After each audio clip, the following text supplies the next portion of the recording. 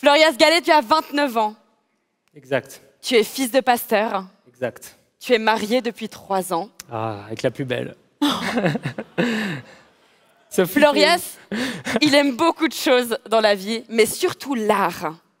Il a une passion pour le cinéma. Il a d'ailleurs sa propre société de production qui s'appelle Fauve, dont vous avez sûrement déjà entendu parler. Je vais laisser parler de lui, il le fera mieux que moi, mais ce qu'il aime par-dessus tout, c'est voir la fougue dans le cœur des gens, de voir le royaume de Dieu grandir. Ah, c'est ça, exactement. Merci Florias. Merci pour l'instruction. Oh là là, Juan, vous êtes beaucoup, hein, je suis un peu tout seul là devant. Je suis tout seul, mais j'ai un grand message et quelque chose de magnifique à vous raconter. C'est quelque chose que j'ai reçu, que j'ai envie de donner. C'est l'héritage de ma vie. C'est, je pense, un des points importants que je veux poser sur cette terre. Et c'est oser rêver. C'est oser rêver, c'est réapprendre à rêver, c'est reprendre ce truc parce qu'en fait, on ne change pas le monde en étant sceptique. On ne change pas le monde avec du sarcasme. On ne change pas le monde avec seulement de la logique, en étant terre à terre. Non, on change le monde en rêvant. Pourquoi? Parce que moi, je crois que le rêve, c'est un super pouvoir, un des super pouvoirs que Dieu nous a donnés pour qu'on puisse changer le monde avec lui.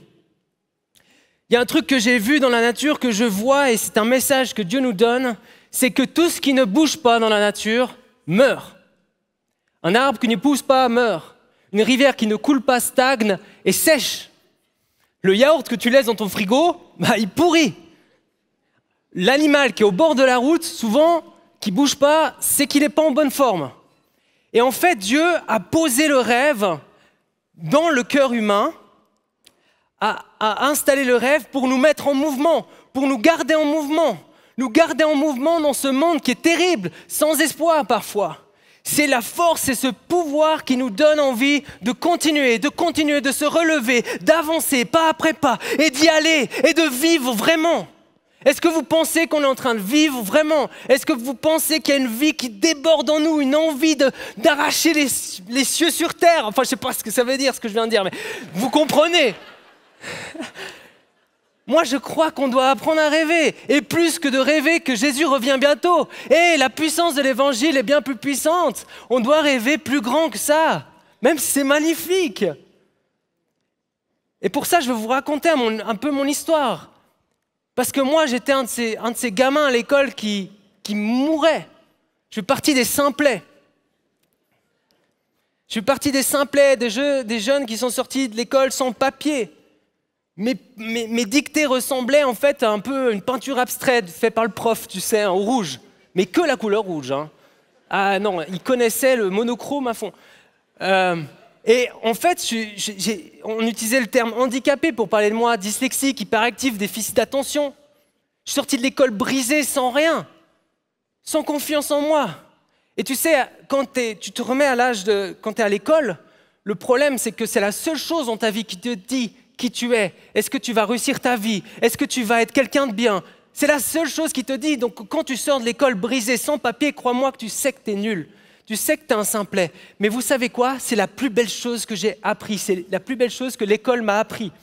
Parce que quand j'ai rencontré Dieu, quand cette cascade d'amour m'est tombée dessus à 15-16 ans, quand j'ai rencontré le Dieu de la Bible, pas le Dieu de pacotille, tu sais, le Dieu de la Bible qui a ouvert la mer Rouge en deux, qui a guéri les aveugles, le Dieu de l'impossible.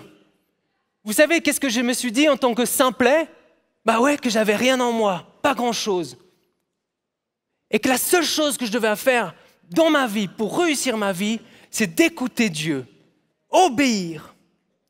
C'est la seule chose que je dois faire. Écouter les rêves de Dieu. Ah, c'est bon. Écoutez les rêves de Dieu. Parce que Dieu a des trucs fous à nous dire. De dingue. Et qu'il faut vraiment être simplet pour aller dans ses rêves. Parce que si tu réfléchis trop, c'est pas possible. C'est pas possible. Et j'utilise ce mot simplet pour un peu chambouler là, cette mentalité suisse qu'on a chez nous. Cette foi dans les papiers. Non, les papiers, c'est le chemin. C'est pas le rêve. Non, les papiers, c'est pas ce qui nous fait. C'est quand on écoute Dieu et on obéit. C'est la seule chose qui compte, c'est d'obéir. La seule chose qui te donne la possibilité de réussir la vie et d'avoir un impact, c'est d'obéir à Dieu, obéir au rêve de Dieu.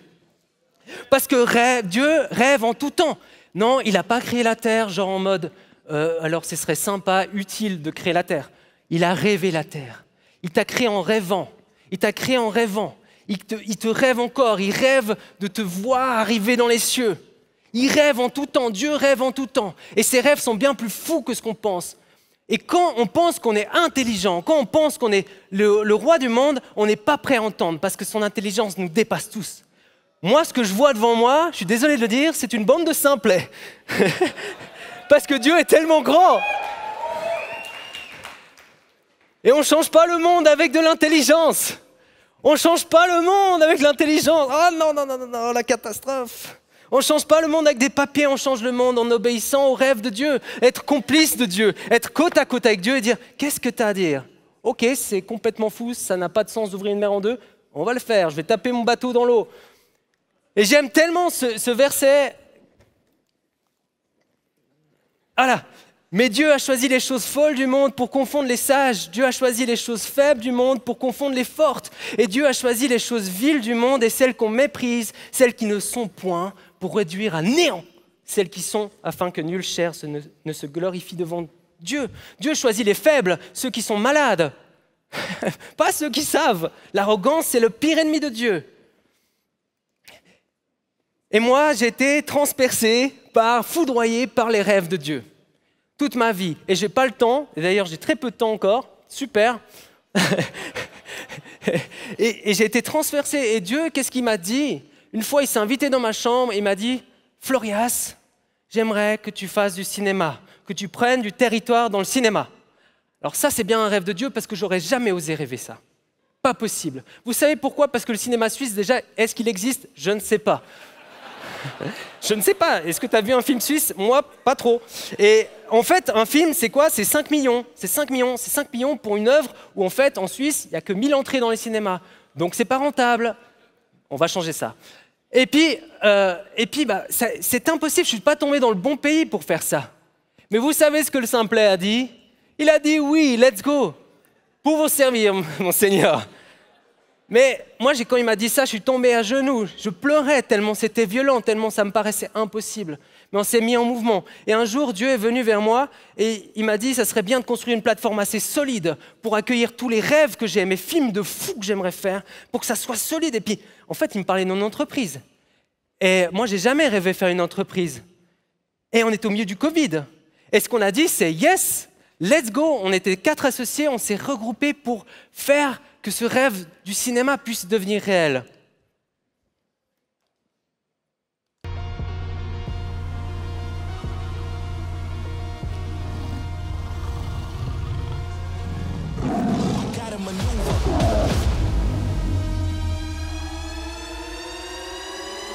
I gotta maneuver.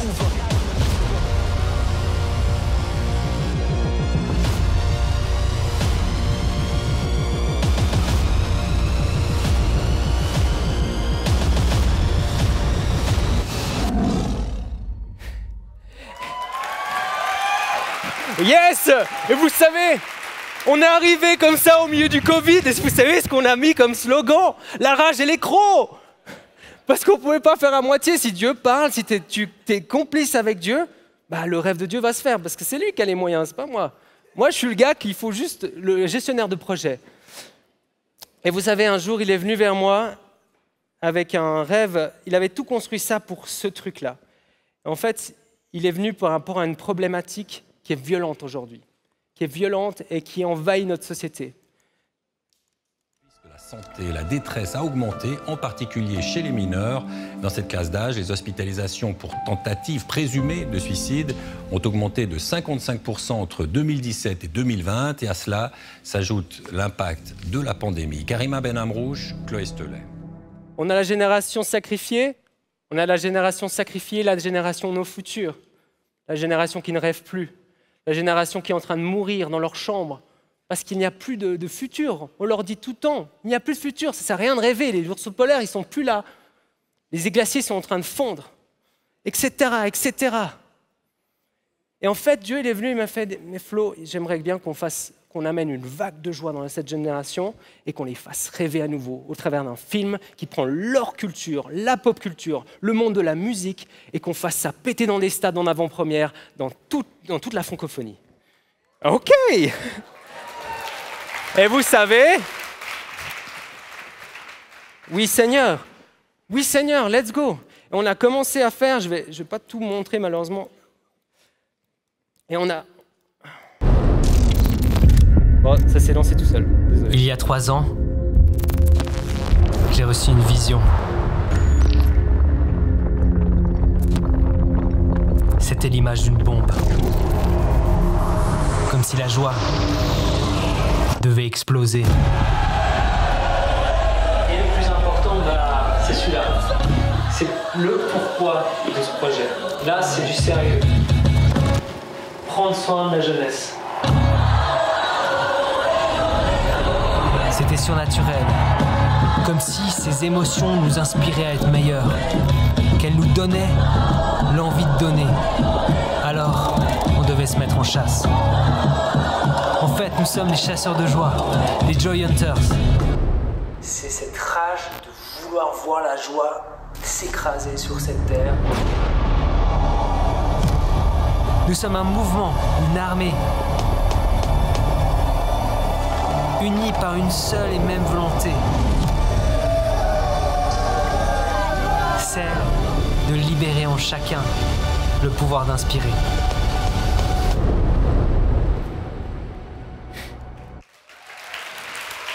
Et on est déjà en route.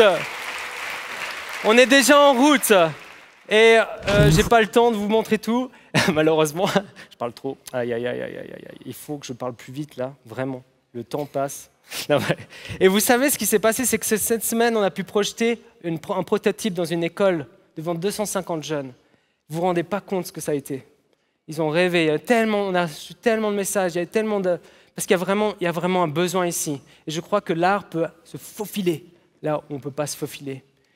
Et en fait, moi, je suis là devant vous pour vous dire, mais il faut oser rêver avec Dieu. Vraiment, il faut oser rêver avec Dieu. Il faut sortir cette foi qui est en nous. Tu sais, la foi. Il faut sortir, il faut croire que Dieu est vraiment le Dieu de l'impossible. Fini gentiment, d'accord. Et moi, j'ai envie de dire un truc à tous les jeunes. J'ai envie de vous dire, vous êtes la génération, non pas qui est sacrifiée, pas la génération de nos futurs, mais vous êtes la génération qui va changer le monde. Parce qu'en vous, il y a quelque chose qui est très puissant. La société n'est pas prête à entendre. La société n'est pas prête à vous accueillir. Parce qu'il y a des dons que nous n'avons pas dans les générations avant. Et je pense qu'on peut changer le monde ensemble. Et c'est un peu tout mon message. Et c'est ça notre image qu'on va vivre, nous. C'est ça la vision de Dieu. So let's go! Osons rêver.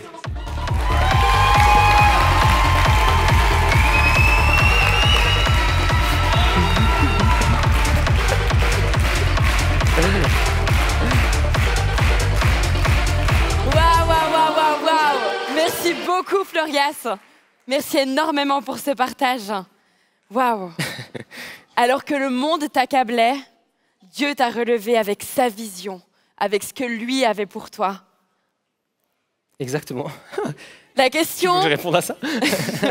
La question qu'on a pour toi ce matin, les autres t'accablaient, ça t'a brisé, ça aurait pu te briser, ça t'a fait du mal, mais tu t'es relevé. Mm-hmm. Mais si mon rêve a été brisé par l'Église, par des chrétiens, comment faire? Oh là là là là. C'est là où les papiers t'aident, normalement. Alors, je pense que l'Église, c'est trop grand, mais je pense qu'il y a toujours un grand frère, il y a toujours quelqu'un qui croit en nous. Et cette personne, il ne faut pas la lâcher. Il faut s'agripper. Moi, c'était juste, c'est pas une église qui était derrière moi. C'est juste un gars qui prenait du temps, qui m'amenait au restaurant. C'est Floria, c'est quelque chose en toi. Réveille-toi, continue, bats-toi, ne te laisse pas avoir. Et cette personne, et j'en ai plusieurs, mais mes parents, etc., ma femme, mais il y a eu des personnes clés. Et l'église, c'est la plus belle des choses. Et puis, il faut arrêter d'en vouloir à l'Église.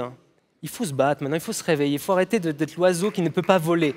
Il faut les chercher. Il y a des gens incroyables et il faut oser retrouver cette fraîcheur.